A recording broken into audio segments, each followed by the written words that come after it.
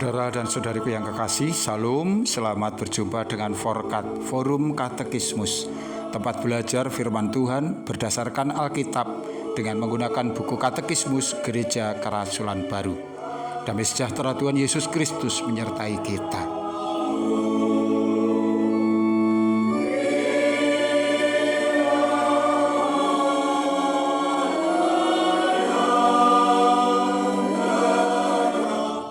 Saudara dan saudariku yang kekasih, kita sampai kepada edisi yang ke-29 dan kita akan melanjutkan pembelajaran kita dengan membahas isi pasal kepercayaan ke-6, yaitu soal nomor 46.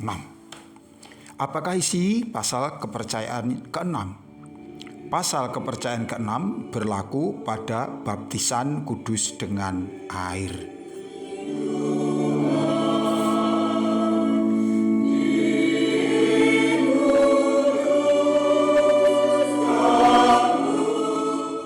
Saudaraku, kita akan membaca secara lengkap bunyi atau isi pasal kepercayaan yang ke-6.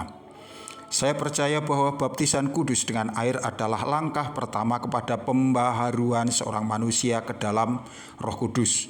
Dan orang yang dibaptis diterima ke dalam persekutuan orang-orang yang percaya kepada Yesus Kristus dan mengakuinya sebagai Tuhan mereka.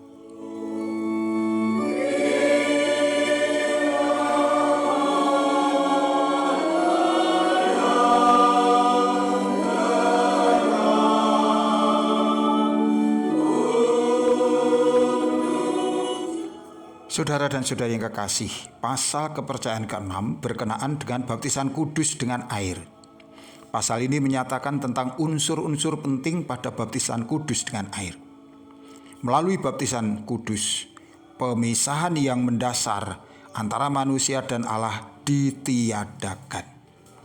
Ini tidak terjadi oleh karena jasa manusia, tetapi oleh karena keputusan sukarela untuk berbalik kepada Allah. Karena Allah yang mencondongkan dirinya kepada manusia dan membebaskan mereka dari kuasa dosa. Melalui tindakan kasih dan perawatan Allah ini, manusia ambil bagian dalam kurban Kristus, dalam kuasanya yang mengalahkan dosa. Hal ini menjadi jelas dalam kenyataan bahwa dosa asal dihapuskan melalui baptisan kudus dengan air, dan bahwa yang dibaptis dimasukkan ke dalam gereja Yesus Kristus. Dengan demikian, ia menjadi orang Kristen. Baptisan kudus dengan air belum memuat semua yang dibutuhkan manusia untuk menjadi ciptaan yang baru di hadapan Allah. Baptisan kudus adalah langkah pertama kepada pembaharuan seorang manusia ke dalam Roh Kudus. Proses pembaharuan dalam Roh Kudus ini yang dimulai dengan baptisan kudus dengan air dilanjutkan dengan pemberian karunia Roh Kudus di dalam kematerian kudus. Baru setelah itu manusia mengalami kelahiran kembali dari air dan roh. Baptisan kudus dengan air tidak hanya membentuk persekutuan dengan Allah, tetapi juga persekutuan orang-orang Kristen satu sama lain. Karena orang yang dibaptis diterima ke dalam persekutuan orang-orang yang percaya kepada Yesus Kristus dan yang mengakuinya sebagai Tuhan mereka. Kepercayaan kepada Yesus Kristus sebagai Tuhan, yaitu sebagai kuasa yang menentukan hidup seseorang, adalah suatu yang mengikat bersama semua orang Kristen yang percaya.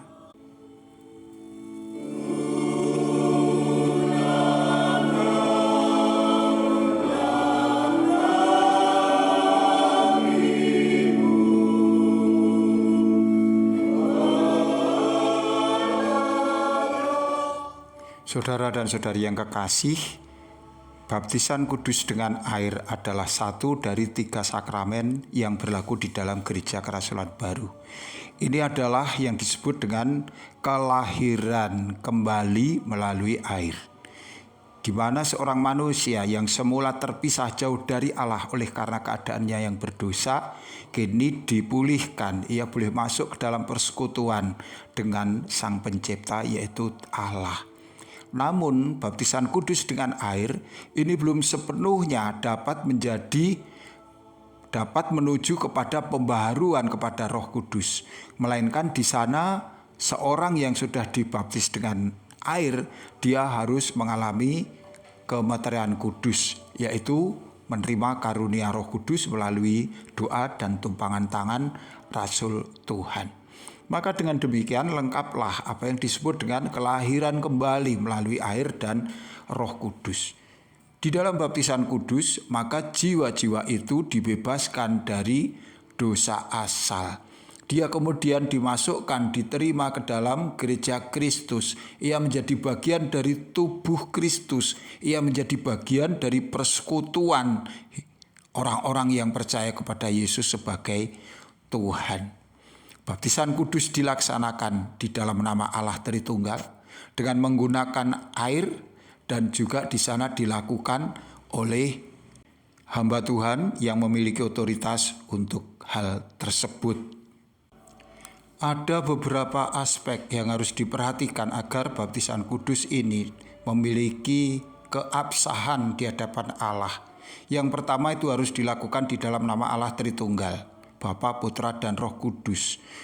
Yang kedua itu harus dilakukan dengan menggunakan air sebagai media pembaptisan. Kemudian yang ketiga, isi dari pembaptisan itu harus jelas, di mana dosa asal dihapuskan, di mana yang bersangkutan kini menjadi bagian dari tubuh Kristus, bagian dari gereja Kristus, menjadi bagian dari persekutuan orang-orang yang percaya kepada Yesus sebagai Tuhan.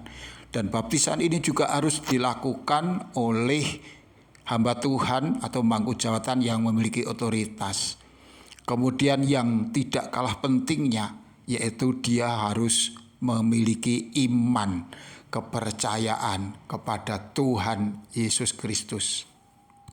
Dengan syarat-syarat atau ketentuan tersebut, barulah sebuah baptisan akan menunjukkan kinerjanya, keabsahannya di hadapan Tuhan.